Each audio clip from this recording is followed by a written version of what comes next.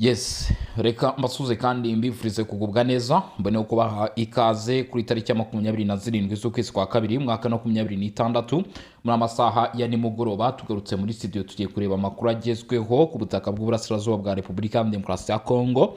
Imirwano yakomeje kugenda yumvikana mu bice bigiye bitandukanye mu twa 23 bamaze gushyira hanze ubutumwa. Imirwano yakomeje, Fardc wazalendo bimye 23 umwanya wo guhumeka.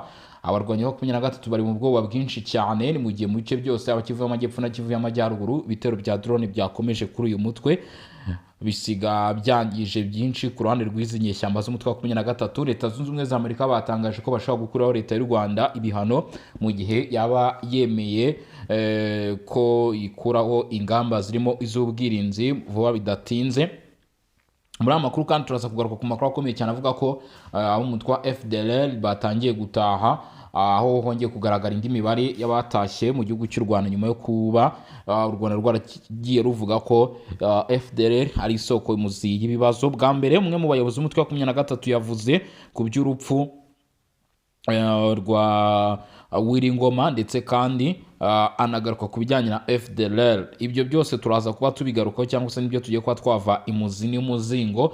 Gusa tugufite n'ari makuru agiye atandukanye tuza kugenda tugarukaho, ari kunyemere duhere ku byiswe amatakirangoyi umutwe wa 23 bamaze kuba bavuga. Ry'Abasirikare rero ari ubutumwa amaze gushyira ahagaragara. Uyu akaba ari umuvugizi wa AFC 23 mu rwego rwa gisirikare, ari nawe plutôt mu rwego rwa politike, ari nawe unasigaye kuko ubu ngo bari gukora impande zombi. Mugenzi we Wiringoma wavugiraga uyu mutwe w'abarwanyi ba 23 mu rwego rwa gisirikare we ntabwo byamugendekeye neza ku itariki 24. Reka turebe ibyo avuze. Uyu nguyu ati na makuru mashya ku ntambara ubutegetsi bwa Kinshasa bukomeje gushoza kuri AFC 23 ngo mbere yuko bahunga Kawere mu gace ka Masisi. Biravugwa ko ahagana saa 9 z'amanywa ibintu ubutegetsi bwa Kinshasa ngo bwakoze bidasanzwe gusura inyuma mu buryo bwa gisirikare. Ingabo zabwo ngo zifatanyije nabo bafatanyamikorwa batwitse ku bushake ngo inzu n'imitungo by'abaturage zisiga abaturage b'inzira karenganiye mu bwoba n'agahinda kenshi. Ibi ni byavuzwe na Ry'Abasirikare ngo abasirikare bamwe muri izo ngabo bafashwe mpiri, bemeye ku mugaragaro ko komanda Matayomba ari mu bayobozi ba gisirikare batanze itegeko ryo gutwika uwo mudugudu burundu. Ibi bishimangira ko ibyo bikorwa ngo byari byateguye byakozwe ku bushake kandi bifite isura y'ibyaha bikomeye. AFC 23 ikaba ivuga ko yamagarira abanyekongo n'umuryango mpuzamahanga gufata icyitonderwa kuri ibi bibazo, ndetse bakavuga ko bakwiye amasezerano y'agahenge ko akurikizwa, ndetse intambara rusange ubutegetsi bwa Kinshasa bukomeje gushyira ku ihuro ryayo ngo bikomeje guteza ibibazo bikomeye cyane ingaruka ku baturage. Uyu ni Ry'Abasirikare mu makuru amaze kuba yashyira hanze cyangwa se mu byo amaze kuba yatangaza.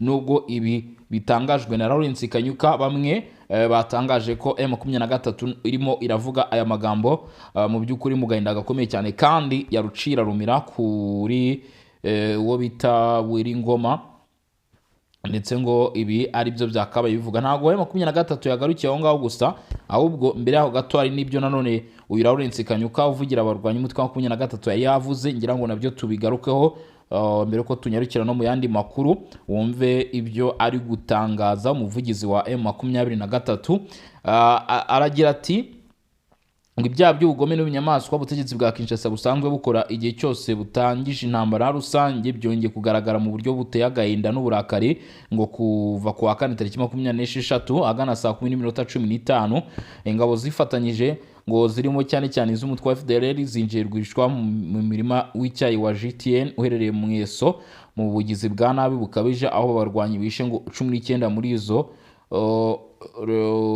bishe inka 19 muri izo 15 zitazipfa. Ni ukuvuga ngo zarashwe 15 zitazipfa naho enye zirakomereka bikomeye. Ngo ibi babikoze bagamije kwibasira nkana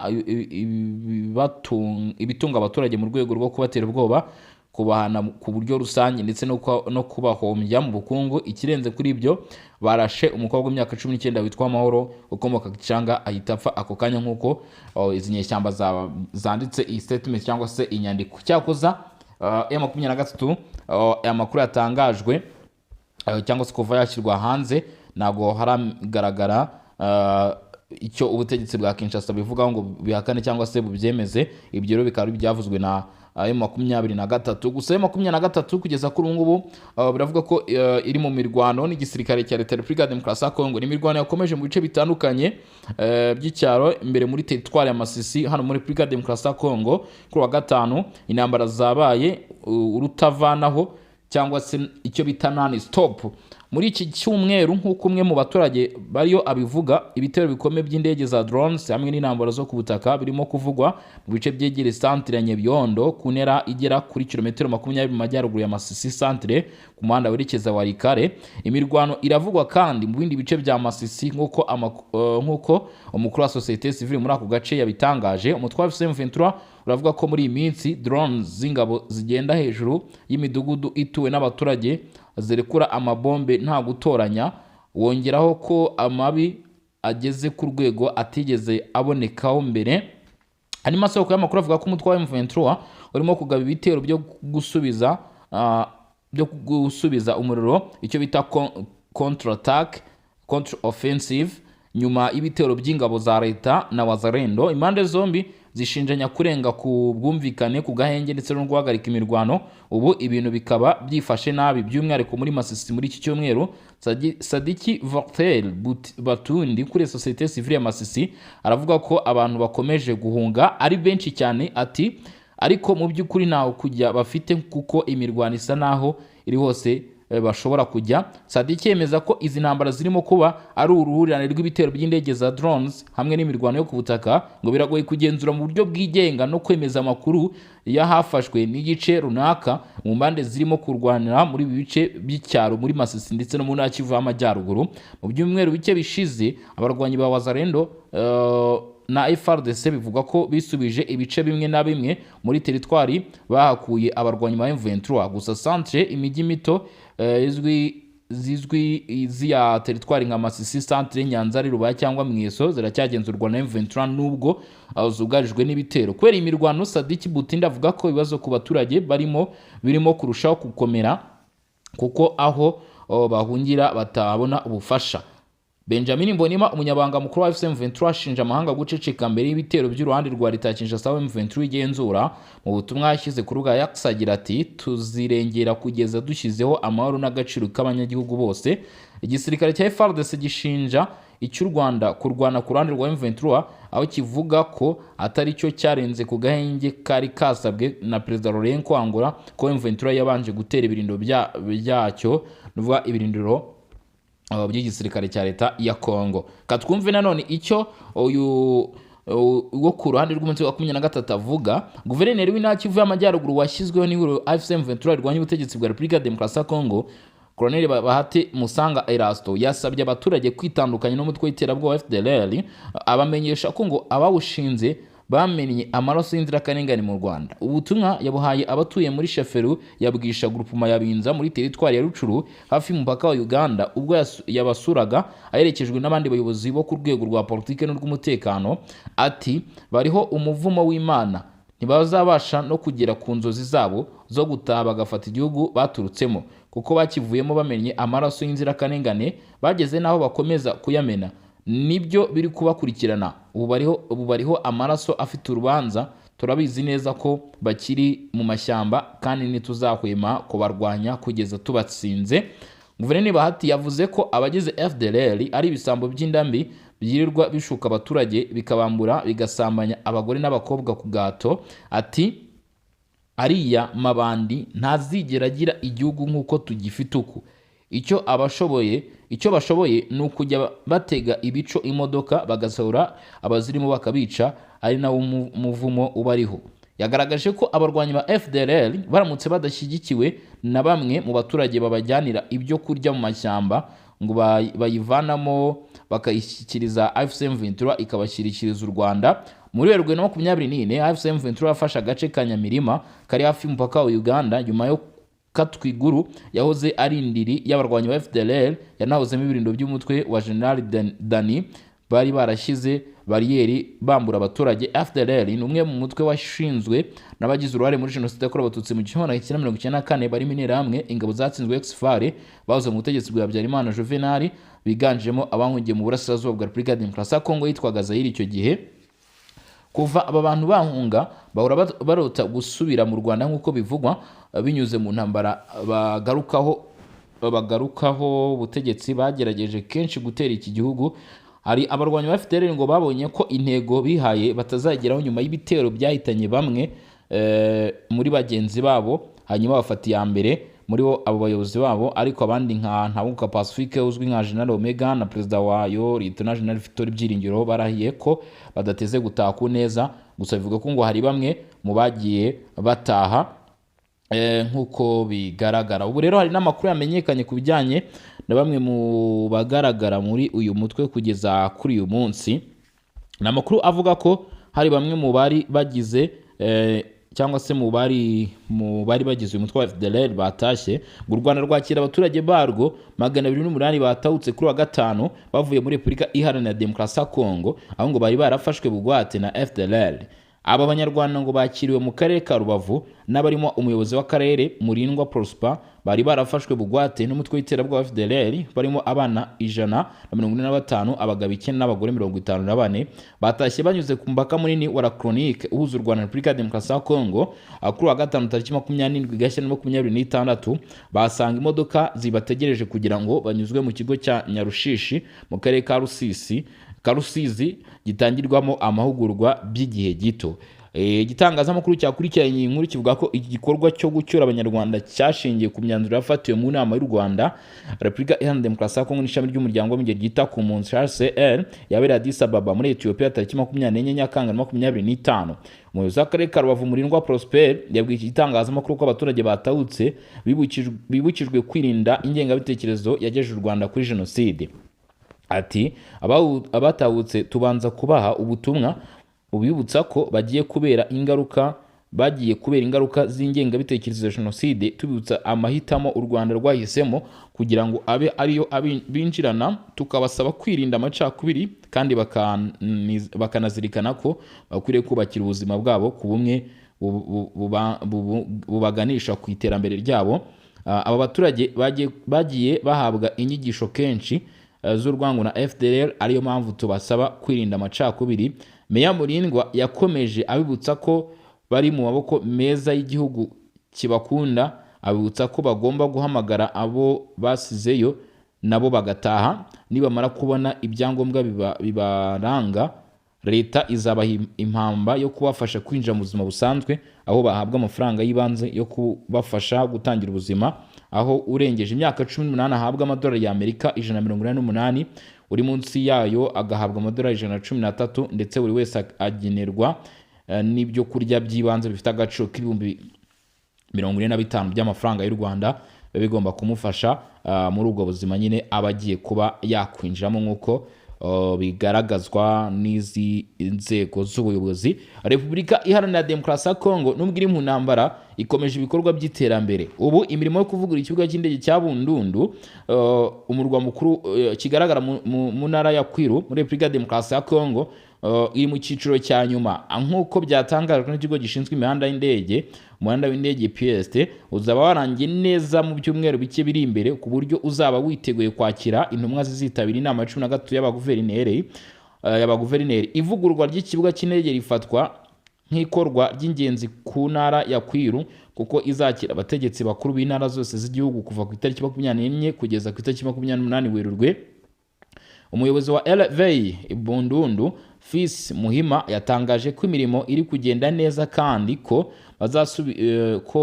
bazubahiriza igihe bihaye, aho yavuze ko intego ari ugutuma abashyitsi bazitabira inama y'abaguverineri bagenda kandi bagasesekara mu mutekano usesuye. Yanagaragaje ko ivugururwa rizafasha indege nini zishobora gutwara abagenzi benshi kugwa ndetse no guhaguruka nta kibazo. Uretse kwakira inama, kuvugura ikibuga cy'indege cya Bundundu bifite akamaro kanini mu bukungu bw'iyo ntara.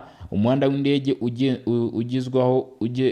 ugezweho uzafasha koroshya ingendo z'indege hagati ya Bundundu na Kinshasa ndetse n'indi mijyi mikuru y'intara, kugabanya ibiciro byo gutwara abantu n'ibicuruzwa, guteza imbere ubucuruzi n'ishoramari binyuze mu korohereza ubuhahiranire. Abatuye Bundundu basanzwe bashingira cyane ku ngendo zo mu kirere kubera ibibazo by'imihanda. Bishimiye uko imirimo iri gutera imbere. Biteganyijwe ko iki kibuga cy'indege kizongera gutuma Bundundu iba ihuriro rikomeye mu karere, ndetse kigafasha mu iterambere rirambye ry'igihugu. Aya ngaya rero ni amakuru agaruka ku iterambere rya Repubulika ya Demokarasi ya Kongo. Ku bijyanye n'ubundi n'imirwano, dore ko akenshi ari nabyo twibandaho ubu ngubu, bavuga ko ibice bisatira kuri Walikare, Bashari Mukoto, ahanga muri Bashari Mukoto, Nyabiyondo, ibice birimo Kwiru ndetse na Rubaya. Ibi bice igisirikare cya leta ya Repubulika Iharanira Demokarasi ya Kongo Fardc batangije urugamba rwo kwima umwanya wo kwitekerezaho abagize itsinda ry'inyeshyamba zo mu mutwe wa 23, aho izi nyeshyamba ubu ngo zacishweho umuriro mu by'ukuri n'amabombe simusiga ari guterwa na drones. Icyakora amakuru dufite aduhamiriza ko ibi bitero byakozwe hano muri aka gace ari ibitero byagaragayemo drones, ariko kandi bikavuga ko ngo uruhande rw'inyeshyamba z'umutwe wa 23 bikavuga ko uruhande rw'ingabo za guverinoma bose kugeza kuri ubu ngubu batoroshye, aho buri mpande zagiye zongera imbaraga, kuko M23 amakuru ari kutugera avuga ko uyu mutwe wa 23 nawo watangiye kugaba ibitero mu by'ukuri, ndetse wanazanye intwaro zirimo n'izo kubasha gusensinga zikamenya ibijyanye na drone, ndetse ngo zifite system ikomeye cyane, aho izi ntwaro ari zagaragaye bita kiwanja muri Rucuru nk'uko bivugwa.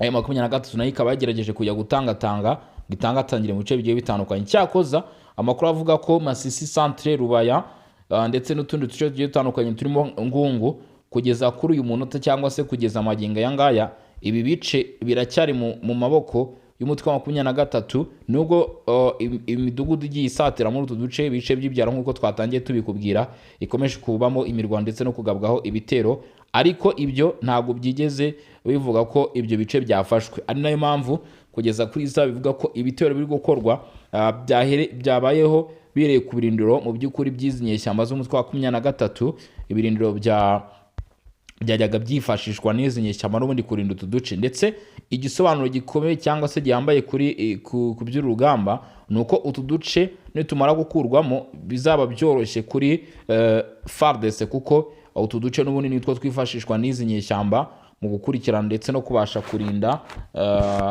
cyangwa se gukurikirana iyi mijyi n'ubundi cyangwa se ibice biteye imbere byangaha muri Masisi. Akaba ari impamvu benshi bavuga bati rero niyo ntandaro cyangwa se nicyo cyaje gutuma habaho ko ibi bice bikomeza cyangwa se birushaho kuba byafatwa cyangwa se aya 23 yabibamba. Ubu umutwe wa M23 nawo wagerageje gutangiza rero ibitero nk'uko bivugwa hano muri Masisi. Nyabiyondo hiriwe imirwano, ariko drone za Fardc bivuga ko zangije ibirindo by'umutwe wa 23 biri muri aka gace. Bitero rero byarashwe ku birindo bya 23 byasize benshi mu bagize uyu mutwe bishwe nk'uko bivuga, aho abagera kuri 20 bose bivuga ko ngo bahise bicirwa muri iki gitero cy'indege zagabwe hano Nyabiyondo muri aka gace. Aya akaba ari amakuru ahamya rwose ko ngo ibiri kuba kuri M23 kugeza uyu munsi muri izimera z'ukwezi kwa kabiri bidasanzwe, cyangwa se byongeye kugaragaza ubushobozi bw'urugamba rukomeye cyane igisirikare cya leta ya Kongo Fardc bongeye gutangiza.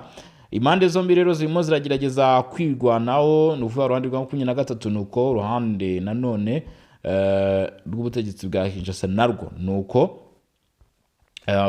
inkomere ku ruhande rwa 23 nazo ngo zakomeje kwiyongera kubera ko izi drones harabuzagiye zitera za fragment mu bisasu nyine byatewe ntibibahitane, ariko bakavuga bati nubwo byagenze gutyo hari n'abakomeretse nyine bagiye berekezwa mu bice bigiye bitandukanye. ngayo nguko rero ni amwe mu makuru abagezweho ku bijyanye n'urugamba kugeza uyu munsi cyangwa se kugeza uyu mugoroba. Mu bice bimwe na bimwe muri kumva ko bitoroshye. Hari ibyavuzwe ingabo z'u Rwanda ziracyashinjwa kuba muri Repubulika ya Demokarasi ya Kongo. Si ibyo gusa kandi M23 nayo yatangije ibitero byo kwirwanaho. Impande zombi zohereje ingabo zo gushimangira ubushobozi ku rugamba. Fardc ikomeje ibitero byayo bya drones. Iterambere kandi rakomeje ikibuga kinini cya Bundudu imirimo yo kukibaka iri kugenda isatira ku musozo. Ayo namwe mu makuru twagiye tugarukaho. Nizera ko wari udukurikiranye cyangwa se warubanye natwe muri biganiro n'amakuru washe kunyurwa n'ibiganiro n'amakuru tugenda tukugezaho. Ndakurarikira rero kuza kudukurikirana mu masaha ari imbere, nabwo turaza kuba tugaruka cyangwa se turi gusuzuma iby'amakuru arabagezweho hano ku binogo imbere ku rugamba hano muri Repubulika ya Demokarasi ya Kongo. Turebe uko birabyifashe. Icyo usabwa rero nuko utaza kujya kure mu by'ukuri kugira ngo turusheho kugenda tubana muri biganiro n'amakuru umenya aho ibintu bigeze ndetse naho bihagaze. Nari Bosco kuri Micro za Region Info, mugira ibihe byiza.